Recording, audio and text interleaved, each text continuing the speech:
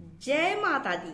मैं हूं हेमा भारती और आप देख रहे हैं मेरा चैनल माँ हेमा चैनल। तो फ्रेंड्स, एक और नए वीडियो में बहुत बहुत स्वागत है आप सबका। उम्मीद करती हूँ कि आप सब स्वस्थ होंगे, मस्त होंगे और जहाँ कहीं भी होंगे बहुत खुश होंगे। और हमेशा की तरह माता रानी की कृपा से मैं भी बहुत खुश हूँ। चलिए फ्रेंड्स, इस वीडियो में जानते हैं कि हमारा मानव जीवन में कौन से 4 आश्रम होते हैं जिसका अगर हम अच्छे से पालन करते हैं तो हमारा जीवन सफल हो जाता है। लेकिन इससे पहले अगर आपको मेरा वीडियो अच्छा लगे तो लाइक शेयर कमेंट कर दीजिएगा। मेरे चैनल में नए हैं तो चैनल को सब्सक्राइब कर दीजिएगा, बेल आइकन प्रेस कर दीजिएगा ताकि मेरे वीडियो के नए नोटिफिकेशन सबसे पहले आप तक पहुंचे। आप भी मेरे जैसे ही माता रानी के भक्त हैं तो मेरे कमेंट बॉक्स में जय माता दी लिखना ना भूलें। और चलिए शुरू करते हैं वीडियो। लेकिन इससे पहले अगर आपको वीडियो पसंद ना आए या गलती से कुछ गलती त्रुटि हो जाए तो क्षमा कर दीजिएगा और अच्छी चीजों को पकड़िएगा, बाकी चीजों को छोड़ दीजिएगा। तो चलिए शुरू करते हैं वीडियो और जानते हैं कि मनुष्य के जीवन में जो 4 आश्रम होते हैं वो कौन कौन से हैं। सबसे प्रथम आश्रम है वो है ब्रह्मचर्य आश्रम। जो देखिए मनुष्य का 100 वर्ष की आयु मानी गई है। शुरू से ही मतलब 100 साल ही मनुष्य जीता है, उससे 5-10 साल कम या 5-10 साल अधिक हो सकता है। लेकिन एक जो होता है वो 100 के लगभग में ही होता है। तो इसलिए इसे 4 भागों में 4 आश्रम के नाम से जाना जाता है। 25-25 साल का एक एक आश्रम होता है। तो जो प्रथम आश्रम होता है वो होता है ब्रह्मचर्य, जिसे कि 25 साल के आयु तक माना गया है। 25 साल के बाद हम जिस आश्रम में अपना कदम रखते हैं वो होता है गृहस्थ आश्रम। तो सभी जानते हैं देखिए ब्रह्मचर्य आश्रम और गृहस्थ आश्रम के बारे में। लेकिन वो 2 आश्रम हैं जिसे बहुत कम लोग जानते हैं। चलिए इस वीडियो में सब कुछ आपको हम बताने वाले हैं।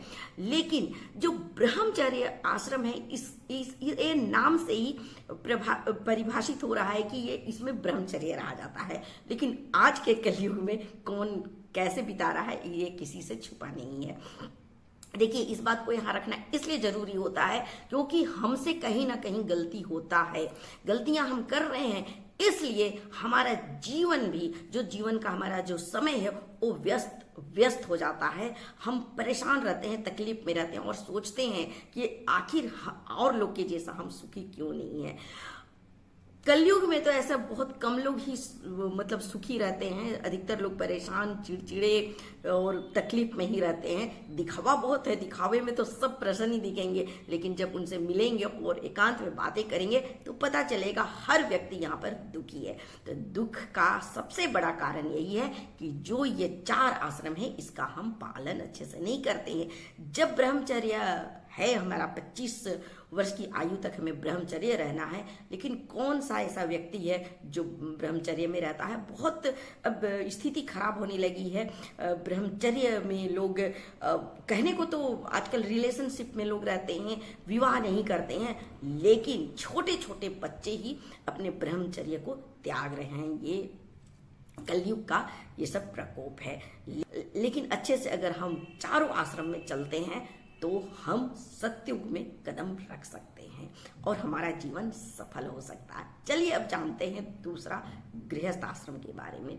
गृहस्थ आश्रम में हम अपने जीवन को किसी के साथ जोड़ते हैं, विवाह करते हैं और हम अपना गृहस्थ बनाते हैं। इसमें पति पत्नी, बच्चे, सास ससुर मतलब लोगों के बीच में हम आ जाते हैं और उनमें ही हम अपना जीवन चलाने लगते हैं। लोगों के बीच रह के, परिवार के बीच में रह के, और हमारा धर्म बनता है कि हम अपने पति को या पत्नी को सुख दें, उन्हें उनका देख रेख करें, एक दूसरे का साथ दें और बच्चों को अच्छे से पालन पोषण करें, अपने माता पिता का आज्ञा का पालन करते हुए।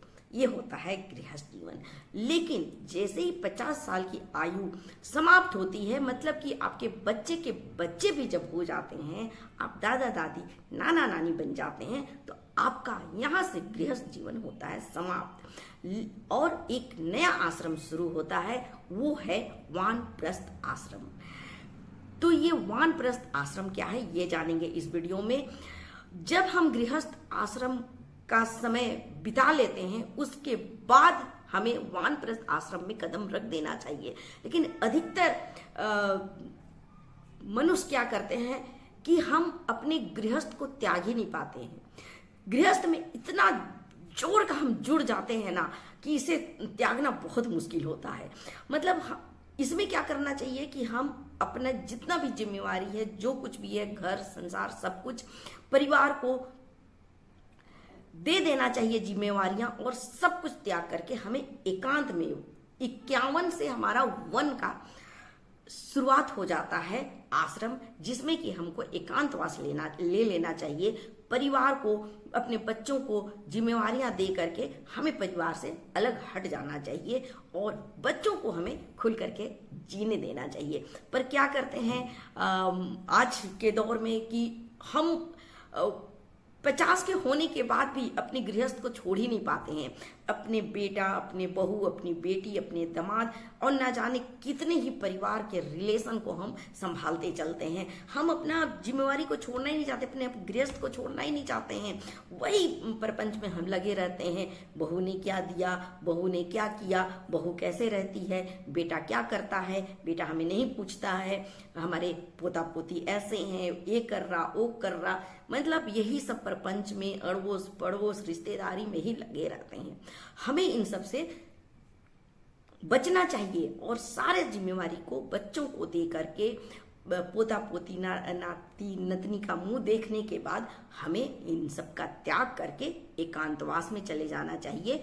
मतलब कि हमें वानप्रस्थ आश्रम में कदम रख देना चाहिए और वहां जाकर के हमारा जो भी सामाजिक कार्य है उसे करना चाहिए। हमें अध्यात्म से बिल्कुल जुड़ना चाहिए और जो भी दान पुण्य है, अपने पास, आपके पास जो कुछ भी है, वो सब कुछ समाज में आपको बांटना चाहिए। एकांत में रह करके सब कुछ त्याग करके और जो कुछ भी आपके पास है उसे आपको पूरे संसार के लिए देना चाहिए और इस तरह से आप संसार के लिए कुछ कार्य भी कर सकते हैं। लेकिन याद रखें कि सारे रिश्तेदारी, परिवार सब कुछ छोड़ करके आपको अपने में अध्यात्म में कदम रखना पड़ेगा और अध्यात्म में जा करके आप फिर समाज के लिए, संसार के लिए कुछ कार्य कर सकते हैं।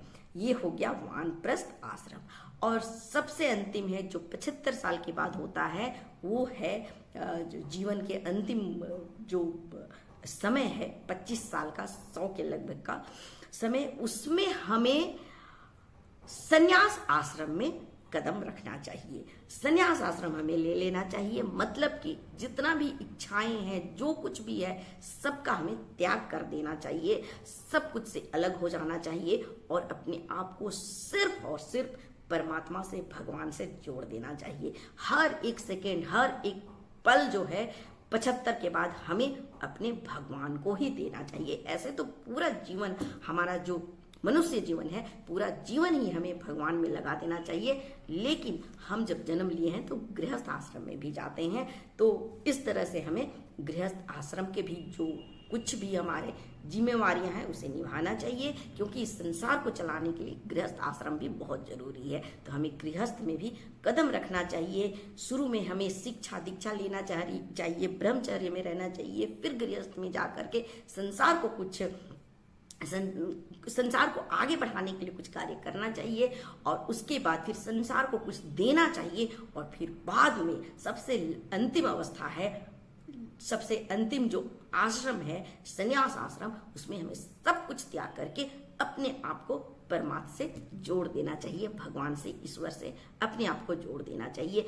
याद रखें कि 75 के बाद भगवान अगर जीवित रखे तो, ऐसे तो आजकल इतना जल्दी लोगों का मृत्यु हो रहा है, इतनी जल्दी मतलब मृत्यु हो रही है कि लोग, और इतनी जो अभी मिलावट चल रहा है उसकी वजह से लोग बहुत जल्दी संसार छोड़ दे रहे हैं। लेकिन अगर अवसर मिलता है, हम 75 के बाद भी, 80 के बाद भी जीते हैं, तो एक एक सांस हमें अपने भगवान से, अपने ईश्वर से ही जोड़ करके रखना चाहिए।